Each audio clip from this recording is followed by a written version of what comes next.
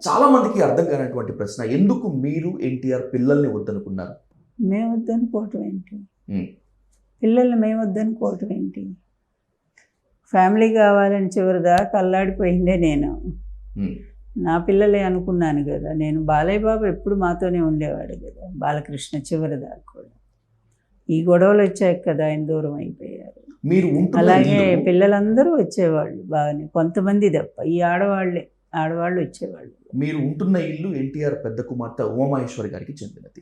బాలకృష్ణ గారు పెద్ద కేవలం కూతురు కాదు, చిన్న కూతురు అందరికంటే. ఓకే, బాలకృష్ణ, నందమూరి బాలకృష్ణ కేవలం ఆ ఇంటి కోసమే మీతో సఖ్యతగా ఉన్నారు అనేటువంటిది ఒక టాక్. నిజంగా ఆ ఇంటి కోసమే నందమూరి బాలకృష్ణ మీతో సఖ్యతగా ఉన్నారా? లేదు లేదు అసలు. ఎందుకంటే ఆ ఇల్లు ఆయనే కొన్నారు, అమ్మాయి పేరుతో కొన్నారు.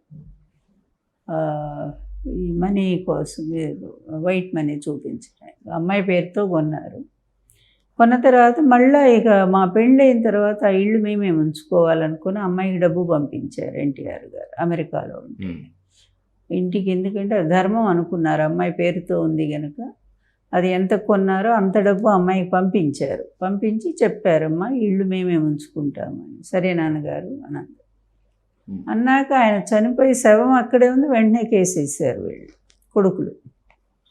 ఆ లాస్ట్లో వాడు రామకృష్ణ అనేవాడు. అది అందువల్ల అదొక కక్ష. ఎందుకని బాలకృష్ణ మీకు దూరం అయ్యారు అంటే ఏం చెప్తారు?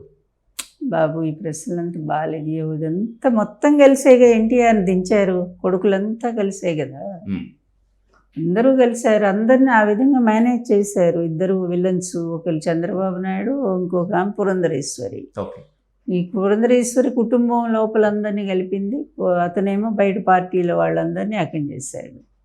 ఇద్దరు దానికి రామోజీ మెయిన్ కుట్రదారు, అందరూ కలిసి చేశారు.